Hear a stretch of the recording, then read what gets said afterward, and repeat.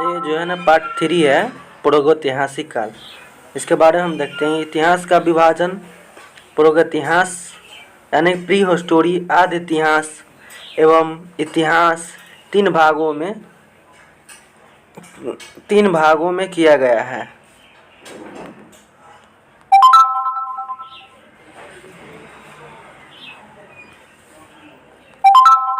जिस काल में मनुष्य ने घटनाओं का कोई लिखित विवरण उद्धृत नहीं किया है उसे प्रागैतिहासिक काल कहते हैं। आदि ऐतिहासिक काल उस काल को कहते हैं जिस काल में लेखन कला के प्रचलन के बाद उपलब्ध लेख पढ़े नहीं जा सके, उसको जो है आदि ऐतिहासिक काल कहते हैं। इसके बाद मानव विकास के उस काल को इतिहास कहा जाता है जिसका विवरण लिखित रूप में उपलब्ध है।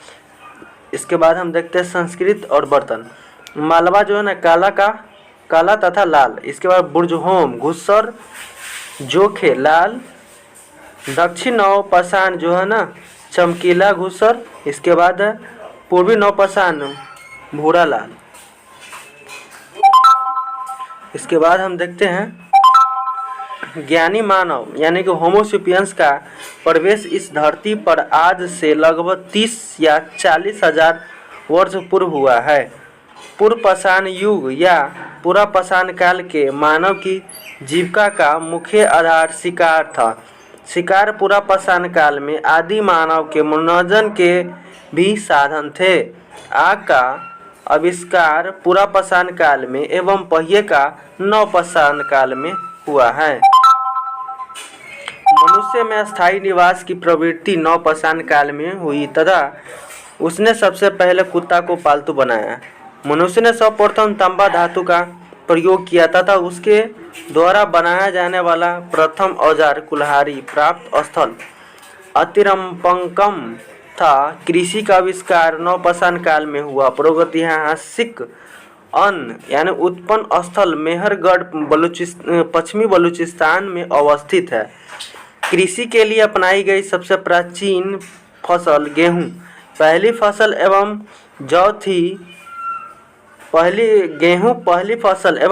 जौ थी, लेकिन मानव द्वारा सर्वप्रथम प्रयुक्त अनाज चावल था। इसके बाद कृषि का प्रथम उदाहरण मेहरगढ़ से प्राप्त हुआ है। कोल्डिहावा का संबंध चावल के प्राचीनतम साक्ष्य से है। भारत में पूर्व प्रस्तर युग के अधिकांश औजार स्फटिक यानी कि पत्थर के बने थे। रॉबर्ट ब्रुक्स फुट पहले व्यक्ति थे जिन्होंने 1863 में भारत में पुरापाषाणकालीन औजारों की खोज की।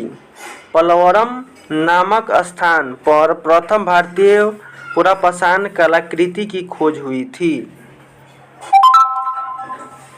भारत में मध्यपाषाण काल में के विषय में जानकारी सर्वप्रथम 1867 ईस्वी में हुई जब C.L.